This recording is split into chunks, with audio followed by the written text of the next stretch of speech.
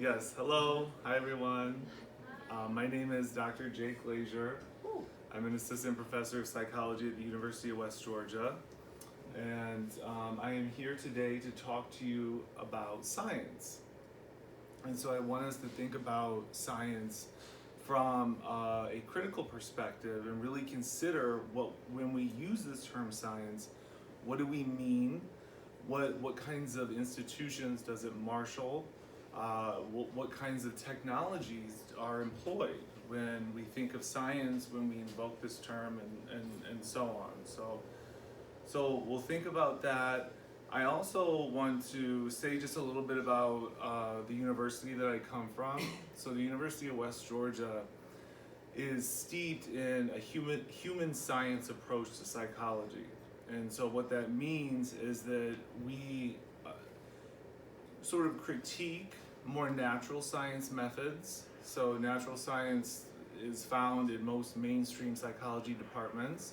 It might engage in quantitative, neurological, sort of experimental approaches to understanding psychology. At West Georgia, human science is grounded in the lived world, the subjective life world of the human, of the individual. Sharing many similarities and parallels to the term, the concept that Rhea White created called exceptional human experiences. And so there's a long story here to be told regarding these two different approaches. Okay, natural science, I mean, we can go all the way back to Aristotle and think about empiricism and you know, how natural science progressed through the centuries, Francis Bacon, so on and so forth, right, up until today, through positivism and etc. So, but human science, if we want to trace its lineage, human science goes back again to the ancient Greeks, in particular pre-Socratic philosophers, who really wanted to think about reality as not as separate from the human, but as something that is interconnected, that the gods, the divine, are enmeshed in reality. They're a part of reality. They're a part of our experience. And so there's not what we get nowadays, which is this Cartesian dualism whereby the mind is separate from the body. Think of objectivity in science. So the scientist, right, supposedly is this unbiased, objective observer that I don't know, you know, does something with their values, right, brackets their values, tries to just be as objective as possible. We reject that in some ways at West Georgia when we try and bring forward this notion of a human science, right? Our values necessarily color our research. Furthermore, what research question you create should be a conscious, intentional, and ethical choice, right? Okay, so maybe that's a lot to say. We'll say more about that. Right, but I think the point here is that I think natural science often sort of just pursues science, pursues research just for the sake of accumulating knowledge, developing technology, or producing capital. Okay, so we'll get into that. Okay, but I wanted to kind of frame sort of my grounding and my training and my tradition, right, is in this more human science approach. Secondly, I want to, before I jump into the presentation, I want to do sort of advocacy for the PA, the Parapsychological Association. So if you're not aware, it's a great organization. You can become a member, a student member, get involved with the community. So I would really strongly encourage you to check that out. Also, Mindfield, the bulletin of the Parapsychological Association. We publish 3 issues every year, and it's a great place to publish your work. that is both academic and scholarly, but is also geared towards a lay audience, towards the popular audience. Thirdly, Division 32, Dr. Sean Rubin and myself have created a task force, the Consciousness Task Force in Division 32. And there are flyers up here that after the presentation, if you guys are interested, please come up and take a flyer. I think it's a great way to create interdisciplinary alliances between parapsychology, between exceptional experience researchers, and APA sanctioned divisions. So Division 32 is the Society for Humanistic Psychology, and to have that sort of institutional allegiance is really cool for me, really important. And so this task force is hopefully going to enable researchers like yourself to present at conferences like the APA, which is a huge, huge, huge conference. Not just that conference, but Division 32 holds their annual midwinter meeting where you can also present and get to know people and so forth. So that's the Division 32 Consciousness Task Force to check out. Great.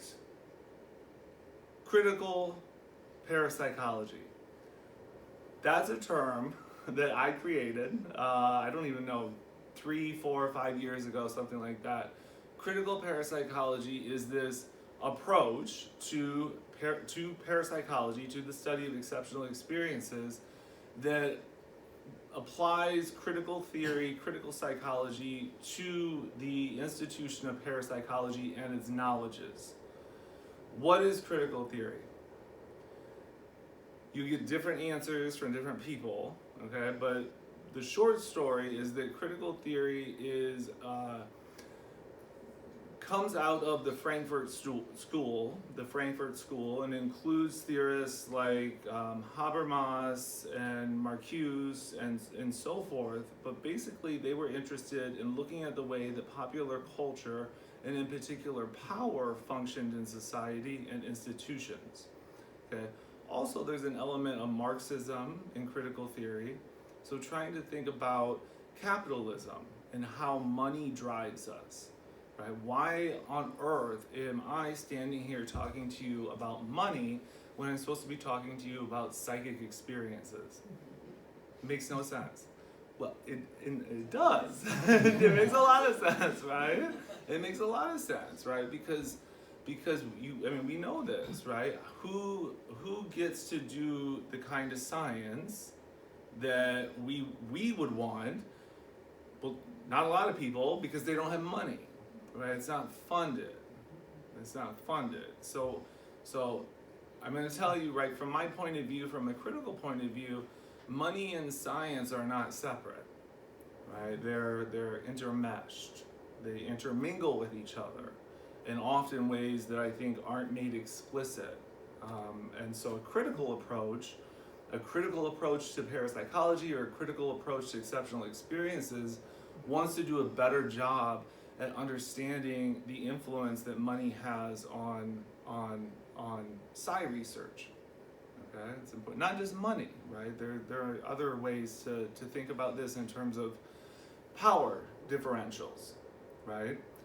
So science and sexism, science and heteronormativity, science and ethnocentrism, right? These are all a part of science, right? So I'm not trying to throw bombs, right? But I want to create a space and invite a space for us to think through, right? Some of these challenging ways that these institutions and ideas are interconnected, right? So thinking about that and really, really pursuing it. So, yep, great. Good, okay, so an objective that I have for today is to try and understand this thesis that science is a kind of what in critical theory we would call a master-signifier. Okay, so it's a special word, it's an order word that then orders the rest of the discourse. Or another way to say that is that it's a special word that then dictates how we talk about things. Right? You guys know, if I tell you I'm doing science, okay, versus if I tell you I'm doing astrology, which one's better? Probably science, right? Yeah. Okay, most of the time science. That's Right? terrifying to answer. I know. I mean, yeah, I know. I mean, with this group, it maybe is a little bit different, right? But if we go out in the world, you might get a dirty look if you tell somebody that you're engaging in astrology, versus if I'm doing science. Oh my gosh, wow, that's amazing, There's an authority, there's like a prestige that goes along with it. So that's interesting. That for a critical approach, that's really interesting because it's a master signifier. It sits atop the discourse and sort of orders everything underneath of it. And furthermore, it also disseminates. Okay, so the meaning of science is not univocal, or there's not a singular meaning for science. All right, so when Annalisa says science, it means one thing. When Seb says science, it means another thing. When I say science, it means something else. That might seem taken for granted, okay? Fair, but this notion of dissemination is more radical in the sense that it's not just about context. It's not just about individual semantics. Right, we're talking about literally in the discourse itself. So in the text, in the literature, in the scientific literature. Does that make sense? This term, science, is banded around in peer-reviewed articles as if people know what they're talking about. They do know what they're talking about in some ways. They do, fair, right? But there's not a clear meaning for science. Okay? So that is central for a critical approach, to understand the way that science as a master signifier disseminates its meanings. Nobody is going to decide this is science. It's deferred.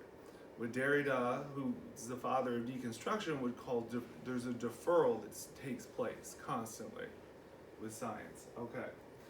So, go back just one. Sorry. I should probably speed up a bit. So some theorists I'm using, Lacan, Derrida, Deleuze, and then most importantly, what I want to make sure to get to today is decolonial thought. So, using post-colonialism, decolonial thought to understand parapsychology. And in particular, there's a theorist who had an article come out in Explore, I think it was last year, Cervantes, who does a really, really amazing job of employing decolonial perspectives with regard to parapsychology. And so if we have to, we'll skip ahead, but I want to make sure to at least get to that towards the end of the presentation. Good. And then, I'll discuss some implications, and then we'll end with questions. Excellent. So, again, a part of this thesis is that parapsychology as a frontier, as a marginalized science, doesn't mean it's at a disadvantage, necessarily. From a mainstream perspective, okay, I guess, but it also gives it an edge. It gives parapsychology an edge, okay? Because it allows a kind of auto-critique of science as such.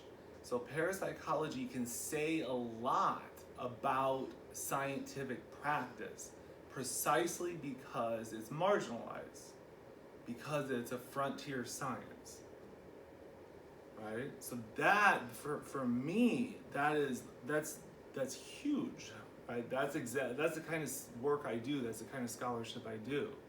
is trying to understand how marginalized systems or marginalized people, what do they tell us about the normative mainstream models? Okay, and parapsychology I think has a lot to say about science as such, as a normative sort of approach.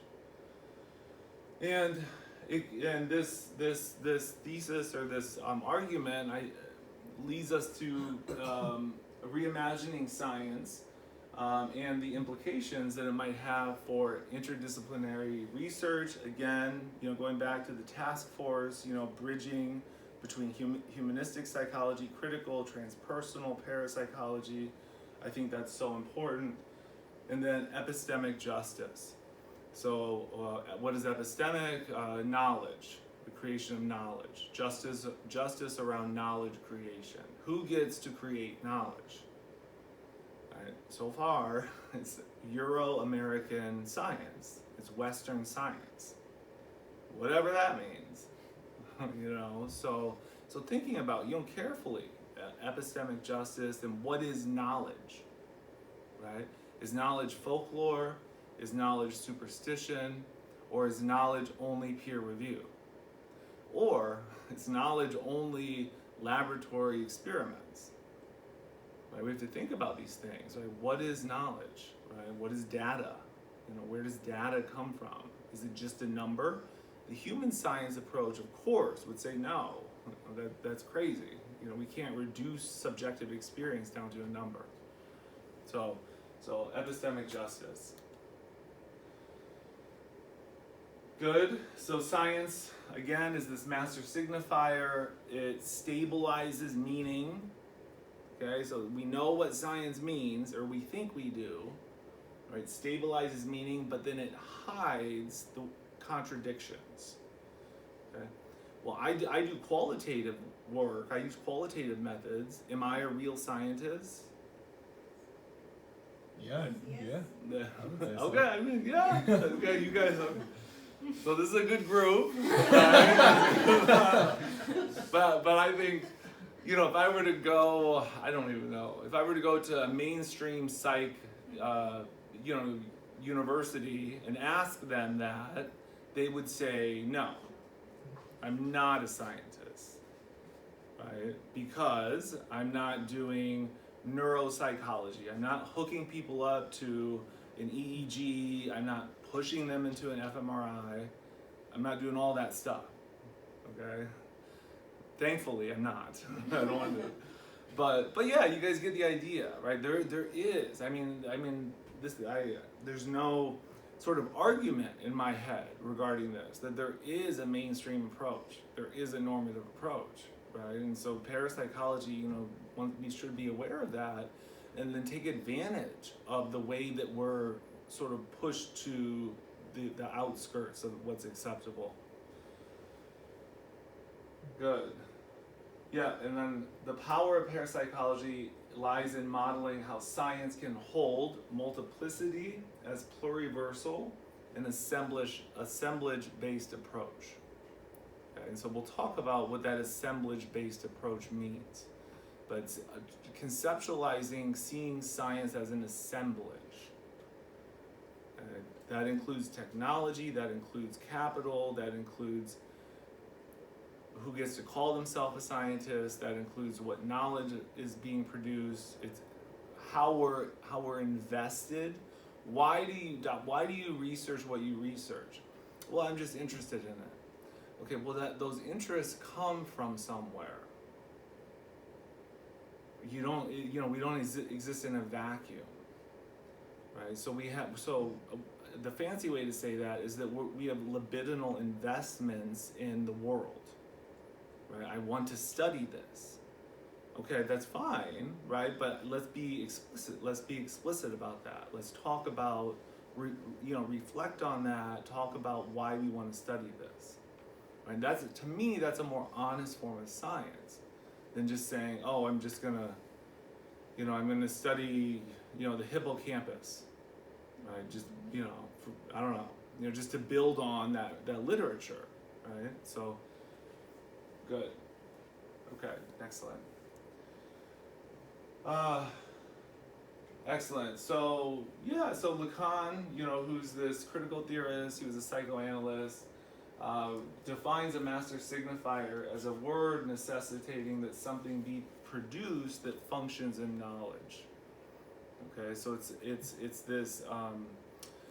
this word, this creation that's not ever really the word itself. It just kind of creates this knowledge that is kind of free floating. And he used the analogy of a quilting point, a knitting point, to describe a master signifier. So it knits together, it quilts together the discourse so that it makes sense. Okay, so these are special places in the narrative, right, that kind of pique our attention and capture us. So what is the implication here? That is to say, and this is pretty radical, this is, I think, maybe more radical than maybe, a lot of people realize, but the implication is that scientific legitimacy is discursive and political. Necessarily, all the way down. Absolutely. Right, so I mean, that's really, really radical in some ways. But it's also, it's also freeing. But it's also confining. Say more about that. Confining. Because it has to do with the funding, it has to do with the acceptance into presentations, into the big societies that are well recognized. Yeah, absolutely. It's, thinking about, parapsychology. Wouldn't it be so amazing for us and our researchers to present at really mainstream scientific conferences like at APA or elsewhere? That would be amazing. But because, of the way that science has been politically positioned in our culture, right, we're pushed out. So it is really confining in that way. And so it's kind of a double-edged sword. When I first started remote viewing, training under Paul, it was like, oh shit, what if the medical board finds out that North Carolina being like a very strict, medical board, we didn't even let DOs practice in the state until maybe the, 2000s. It was like, if they find out that I'm doing this, they're liable to take my medical license. Right. When I went to Arizona to practice alternative medicine, to learn it, and I came back to North Carolina to integrate it in my practice, I was told by my malpractice insurance and the board of the medical board that gives me my license, if I did that they would revoke my license. So this was 1995. It's changed since then. Right. But that's the confinement. Exactly. I would add one more thing, because when I worked with Dr. Andrei Puharich, who some people call the founder of parapsychology, in the late 70s, it was so new, but his credentials were, he was an MD, he was a physicist, and all that. He was actually invited to some of these standard things. And then as it went, they tried to, like you say, push it into this weirdo stuff, rather than actually doing studies like he did with the Faraday cage, etc., with, stuff on. So it's been a long morph back and forth. Yeah. And the morph is ongoing too. It's still going on. And I think, for me, this point is so important. Science isn't just empirical. It's not just collecting data using our senses. But there's a lot more going on, like we've been saying. Yeah. And from my experience has been, it's a cultural thing. People do this here. Yes. Right? I'm like, what culture are you talking about? You didn't even ask me, like, what is marginality, right? I spoke about it earlier too. Yeah, I missed that. I'm gonna have to YouTube it. Yeah. Good. I already gave this example, right? Qualitative or integral methods are generally not seen as being as scientific as experiments or quantitative methods, right? That's evidence. Okay, something weird's going on here. right? I think for me, right? And then not just that, but there are ways that science is surveilled and policed, right? So how do we, who's in charge of dictating what is real science, what isn't real science, right? The peer review process, the editors, the professional institutions, right? There's a bunch of policing going on. Not that that's bad necessarily, but we need to talk about that, right? This is going on, and try and understand, what, how this kind of ideology, this, let's call it scientism, right? How this is constantly reified and reinforced. And again, I want to make this claim, that experimental and quantitative parapsychology are really, really important, impressive. There's a long list of literature. I only cite a couple here, and Cardinia's, I think, is a meta-review or meta-analysis of the different quantitative approaches in parapsychology. And so, this isn't an either-or thing. Right? It's not, qualitative versus quantitative, which is such a silly distinction to begin with. Right? It's about thinking about the nature of science as such, and the way that parapsychology can, again, sort of offer a critique of what is science. A little more on dissemination. This comes from Derrida, who was a father of deconstruction, and it's not just. It's not. You guys know what polysemy is? Polysemy is when a word can have multiple meanings. Okay, and of course I can't think of an example off the top of my head. If somebody Googles it real quick, I'm sure it'll come up. But polysemy, so dissemination is sort of a stronger sense than polysemy. Okay, so it's not just that a word could have multiple meanings, but that it necessarily changes its meaning in practices, socio-historically. Right, so part of this work is thinking about science in a socio-historical time period, and culturally as well, right? And the way that science changes. I mean, there's so much to be said on this, you guys, just in terms of, what methods are employed. In some ways, coming from the phenomenological tradition, there's a presupposition of what is true. How do we pursue what is true, right? Then from that sort of everyday understanding of what is true, what is real, then we develop methods. But that initial, everyday sense, right, of what is true, what is real, that changes socio-historically. That changes through cultures, right? So so all that is to say is that there is, from this point of view, there is no sort of one truth, one method. There is no one way, right? It evolves, it changes, it mutates. If we go back to, the medieval times, right? There's going to be a different sense of all of this and how that fits in. Going back to, the ancient Greeks or Renaissance. Up next. A little bit more about dissemination. Again, right, science appears in multiple forms: citizen science, natural, social science, human science. Science can always be supplemented. This means that it's always more than the method, because we need theory, we need institutions, we need peer review, and it's always less than complete. It's limited by its models, by its technology. There's so much to say on the relationship between science and technology that is really, really, really interesting. And it also needs paradigms.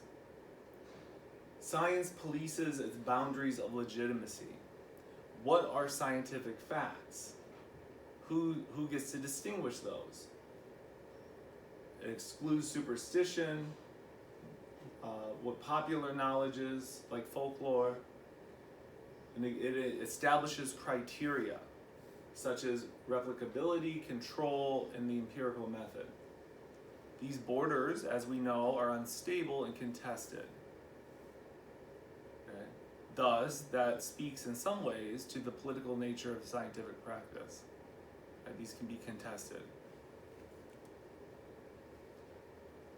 So a real quick sort of origin story on parapsychology, right? So there's this shift from the spiritualist era, more in vivo, sort of maybe even kind of like qualitative or ethnographic approaches to studying exceptional experiences, to more of a Rhinian laboratory-based science. Okay, so we're not going to do it out in the field. We're not going to sit with sitters at a seance. We're going to bring it to the lab. Okay. However, right, this this kind of experimentalism, for the sake of argument, favors decontextualization. Right, so we decontextualize from the situation, from the lived experience, and it favors control and replicability, okay, of the scientist. Okay, reduces lived experience. So I call this, maybe I'm being dramatic a bit, but a form of a violent kind of science. Okay? It erases context, it erases subjectivity.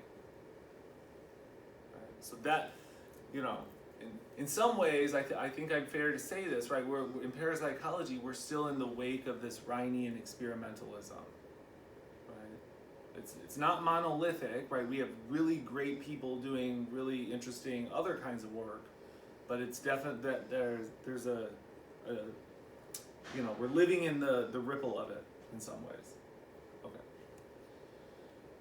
Okay, a broader science, right? We could reduce parapsychology's ideological bias, even accelerate a paradigm shift, and move towards human experience, subjectivity, and consciousness.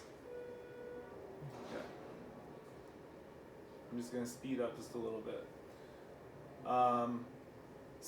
Thinking about science as an assemblage, right? So Deleuze and Guattari, they locate power at the level of the libido. Okay, so that's just a fancy way of saying like what you're interested in, right? What you like. So it's not about ideology, right? Belief systems. That's more of a macro system. It's about what you're interested in. Okay, and so that allows them to understand that desire is always constitutive of a social field. Okay, so in any case, desire belongs to the infrastructure, and this includes things like science and other kinds of assemblages. For example, a good way to get at this is the protocol of positionality or reflexivity in qualitative research.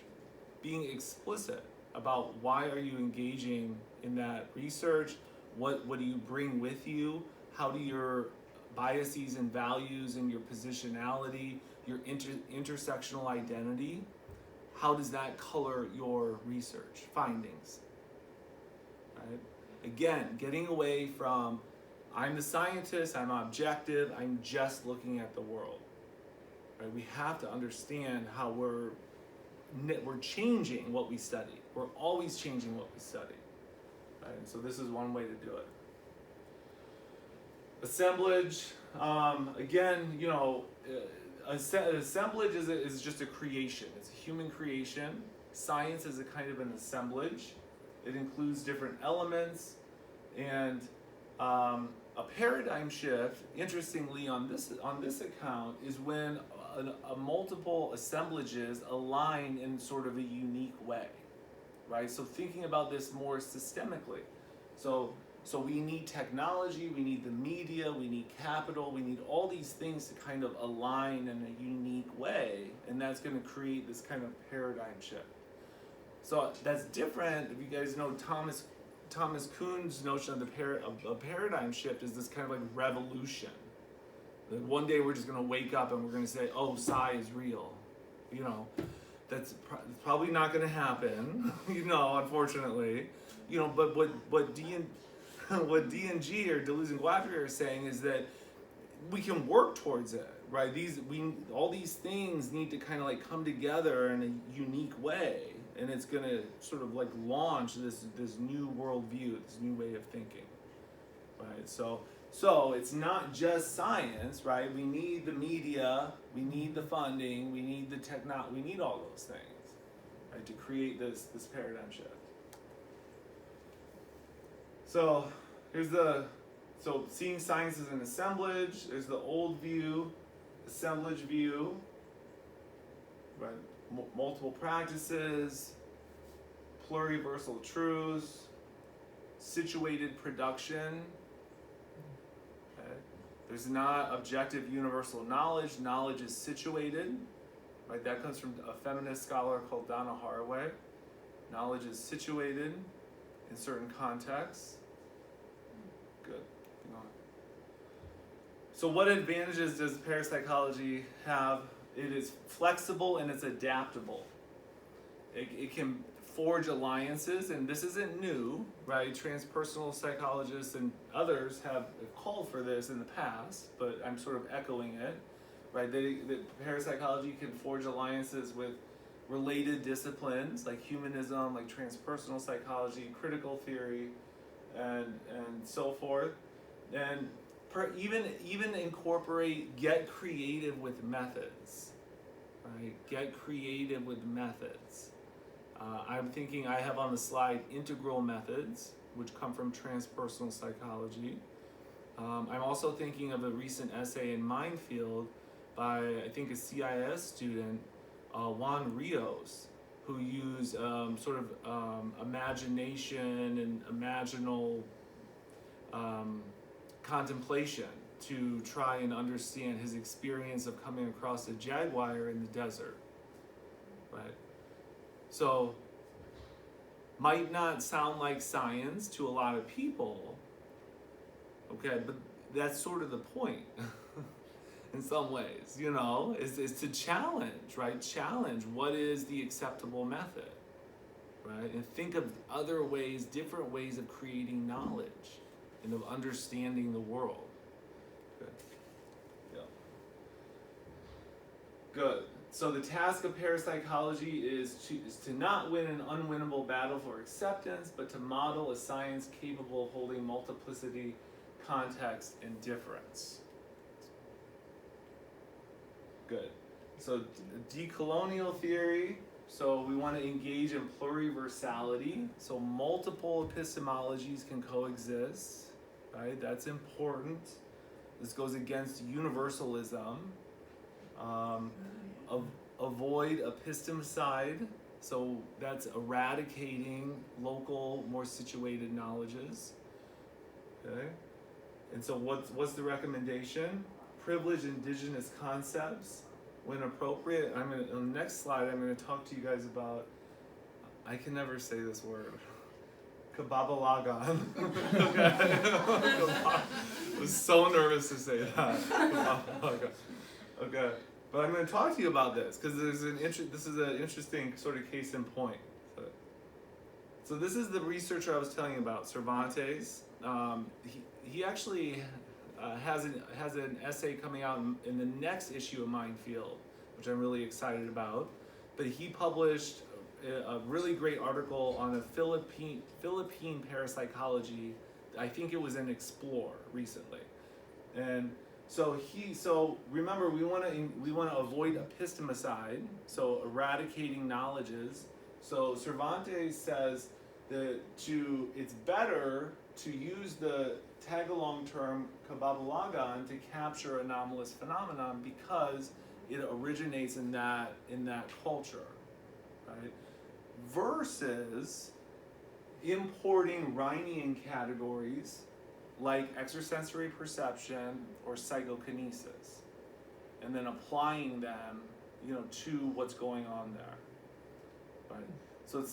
So it's complicated, right? I mean, that's an easy way to say it, but what I want to highlight is participatorily, like in a participatory way, right? You have to engage with the community, work with the people that you're studying in a way that's collaborative, in a way that, really helps you enter their lived world, right? And then use their language, their terms, right? Rather than import Rhinian terms, experimentalism, or extrasensory perception or PK. Okay. And the claim, or rather, the radical claim is that this actually improves the data quality. You're going to get better data by doing this, right? Than by doing it the old way.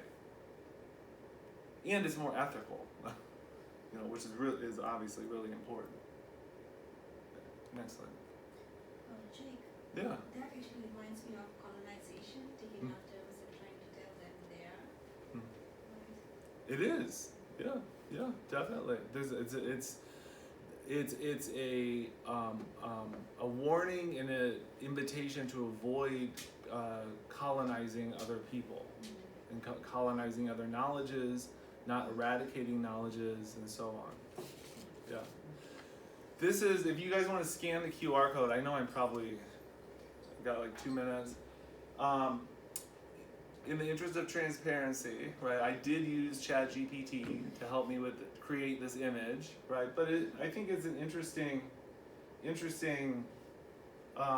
image that goes a long way to show how science is this kind of master signifier and sort of, binds together capitalism, technology, all of these things. And then where parapsychology, the strategy, the old strategy, and then thinking more ecologically, right? How that can facilitate sort of a better form of science. At the bottom of the infographic, I didn't come up with this, but I thought it was a really sort of catchy motto. It says, "The fringe is a laboratory for reinventing science." Yeah. Can we do the code again? Then Yes. you go. Thank you.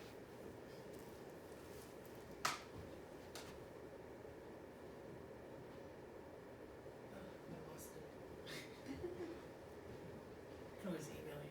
Yeah, either way, it doesn't matter. Yeah, good. Next. Practical implications, design studies that mix rigor with context and narrative. Yes, even though parapsychologists are really good about pre-registering, keep doing all that stuff, right? Keep doing, pre-registering, using alternative methods of science, develop new methods, engage local communities, use indigenous categories, and practice reflexivity. Good. Some discussion questions. How should parapsychology bring science into its disciplinary future? How can researchers balance experimental rigor with respecting local epistemologies? And then what alliances would most help the field? My references. And that's it. Thank you so much.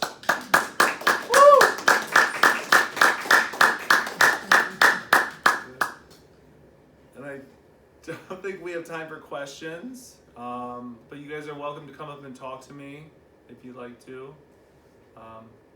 I appreciate it. Thank you. Oh. Woo!